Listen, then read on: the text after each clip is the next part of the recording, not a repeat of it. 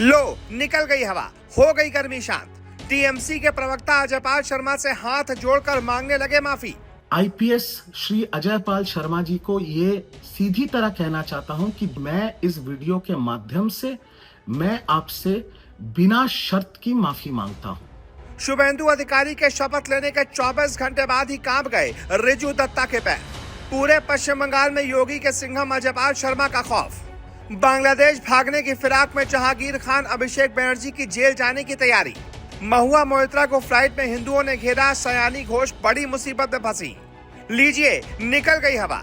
जो कल तक कैमरे के सामने आग उगल रहे थे, जो यूपी के सिंघम आईपीएस अजयपाल शर्मा को धमका रहे थे, आज वही हाथ जोड़कर माफी मांगते दिख रहे हैं। पश्चिम बंगाल की राजनीति में ऐसा भूचाल आया है कि टीएमसी के बड़े चेहरों की रातों की नींद उड़ चुकी है। और सबसे ज्यादा चर्चा किसकी हो रही है? रिजू दत्ता की। वही रिजू दत्ता जिसने चुनाव के दौरान खुलेआम कहा था कि हमारी नजर आप पर है, बीजेपी भी आपको नहीं बचा पाएगी, हम घसीट कर आपको यहाँ लेकर आएंगे और हिसाब किताब करेंगे। लेकिन अब सिर्फ 24 घंटे के अंदर पूरा खेल पलट चुका है। अब वही रिजू दत्ता कह रहे हैं, मैं आईपीएस अजयपाल शर्मा से बिना शर्त के माफी मांगता हूँ। तो सवाल यह है कि क्या बंगाल में सच में योगी मॉडल की एंट्री हो चुकी है? क्या शुभेंदु अधिकारी के शपथ लेते ही टीएमसी के नेताओं की गर्मी शांत हो गई है? और क्या बंगाल की राजनीति में हिंदुत्व सबसे बड़ी ताकत बनकर उभरने वाला है? आज का वीडियो पूरा देखिए, क्योंकि कहानी सिर्फ एक माफी की नहीं है, कहानी है डर की, कहानी है सत्ता बदलने की, और उस नए बंगाल की जहां अब कानून का डंडा चलने की बात हो रही है। दरअसल ये पूरा मामला शुरू हुआ था बंगाल चुनाव के दौरान, जब दक्षिण 24 परगना की फलता विधानसभा सीट पर भारी बवाल मचा। ईवीएम में गड़बड़ी, मतदाताओं को डराने और बूथ कब्जाने जैसे आरोप लगे। मामला इतना बढ़ गया कि चुनाव आयोग को दोबारा मतदान तक कराना पड़ा। इसके बाद यूपी के चर्चित आईपीएस अधिकारी अजयपाल शर्मा को वहां पुलिस ऑब्जर्वर बनाकर भेजा गया। याद रखिए, अजयपाल शर्मा वही अधिकारी हैं जिन्हें यूपी में योगी का सिंघम कहा जाता है। जब शिकायतें बढ़ी तो अजयपाल शर्मा खुद टीएमसी नेता जहांगीर खान के घर पहुंच गए, और फिर जो हुआ उसका वीडियो पूरे बंगाल में वायरल हो गया। सिंघम अंदाज में अजयपाल शर्मा ने साफ कहा कि अगर चुनाव में गड़बड़ी हुई, हिंसा हुई, तो फिर कानून ऐसा चलेगा कि लोग याद रखेंगे। बस यहीं से टीएमसी के कई नेताओं की बेचैनी शुरू हो गई। इसके बाद तत्कालीन टीएमसी प्रवक्ता रिजू दत्ता ने वीडियो जारी करके आईपीएस अधिकारी को धमकी दे दी। उन्होंने कहा, हम आपको यूपी से बंगाल खींच कर ले आएंगे, लेकिन वक्त घूमते देर नहीं लगती। अब वही रिजू दत्ता कह रहे हैं कि वो बयान मेरी निजी राय नहीं थी, बल्कि पार्टी लाइन के तहत दिया गया बयान था। यानी पहले धमकी पार्टी के लिए और अब माफी खुद को बचाने के लिए। शुभेंदु अधिकारी की एंट्री से डर। सबसे दिलचस्प बात तब हुई जब रिजू दत्ता ने खुलकर शुभेंदु अधिकारी की तारीफ करना शुरू कर दिया। रिजू ने कहा, अगर शुभेंदु अधिकारी चाहते तो बंगाल में बड़े स्तर पर हिंसा हो सकती थी, लेकिन उन्होंने शांति बनाए रखी। सोचिए, जिस शुभेंदु अधिकारी को कल तक टीएमसी गद्दार बताती थी, आज उसी की तारीफ उसके पुराने प्रवक्ता कर रहे हैं। यही नहीं, रिजू दत्ता ने टीएमसी नेतृत्व, आईपैक और अभिषेक बनर्जी तक पर सवाल उठा दिए। यानी बंगाल में अंदर ही अंदर बहुत बड़ा खेल चल रहा है। दोस्तों, ये वही बंगाल है जहां रामनवमी यात्राओं पर पत्थरबाजी की खबरें आती थी, जहां हिंदुओं के पलायन की चर्चा हुई, जहां तुष्टीकरण की राजनीति के आरोप लगे। लेकिन अब तस्वीर बदलती दिख रही है। शुभेंदु अधिकारी के शपथ लेते ही पूरा बंगाल योगी मॉडल की चर्चा करने लगा है। सोशल मीडिया पर लोग कह रहे हैं, अब बंगाल में बुलडोजर वाला कानून चलेगा। उधर जहांगीर खान का नाम फिर से चर्चा में है। अभिषेक बनर्जी को लेकर सवाल तेज हो रहे हैं। महुआ मोइत्रा लगातार विवादों में घिरी है, और सयानी घोष को लेकर भी नाराजगी बढ़ती दिख रही है। सबसे बड़ा डर टीएमसी को किस बात का है? डर इस बात का है कि अगर बंगाल का हिंदू पूरी तरह से एकजुट हो गया, तो फिर 2026 में सत्ता का पूरा खेल बदल सकता है। आने वाली पीढ़ियों का पूरा खेल बदल सकता है। यही वजह है कि जो लोग कल तक हिंदुत्व का मजाक उड़ाते थे, आज वही नरम पड़ते दिखाई दे रहे हैं। तो क्या रिजू दत्ता की माफी सिर्फ शुरुआत है? क्या आने वाले दिनों में और भी कई बड़े चेहरे पलटी मारेंगे?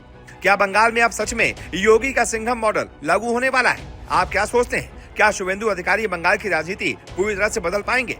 कमेंट में लिखिए जय श्री राम। अगर आपको लगता है कि बंगाल में अब हिंदुत्व की नई लहर शुरू हो चुकी है, तो वीडियो को लाइक कर दीजिए, चैनल को सब्सक्राइब कर दीजिए और घंटी का बटन जरूर दबा दीजिए, क्योंकि यहाँ हम दिखाते हैं वो सच जो बाकी मीडिया छुपा जाती है। जय हिंद, जय श्री राम। नमस्कार, मैं रिजू दत्ता।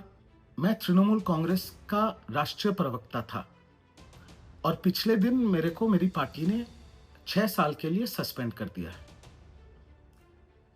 एक मुद्दा खत्म होने का नाम ही नहीं ले रही है, और वो मुद्दा यह है कि मैंने आईपीएस अजय पाल शर्मा जी को कुछ बातें कही थी, पर मैं सीधी एक चीज कहना चाहता हूं इस वीडियो में कि जो बातें मैंने कही थी वो तृणमूल कांग्रेस की पार्टी लाइन थी, जो मेरे पहले सांसद श्री अभिषेक बैनर्जी और सांसद श्री राजीव कुमार जी ने भी कहा था।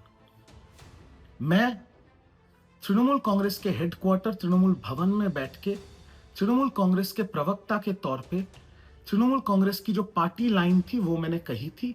और वो जो वीडियो है जो अभी काट काट के पूरा देश में वायरल हो चुका है, वो वीडियो भी तृणमूल कांग्रेस के ऑफिशियल ट्विटर और फेसबुक हैंडल से छोड़ा गया था।